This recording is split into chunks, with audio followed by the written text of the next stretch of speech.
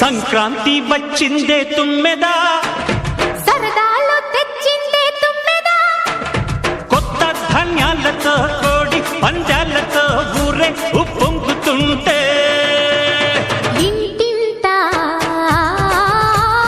పేరంటం, ఊరంతా ఉల్లాసం.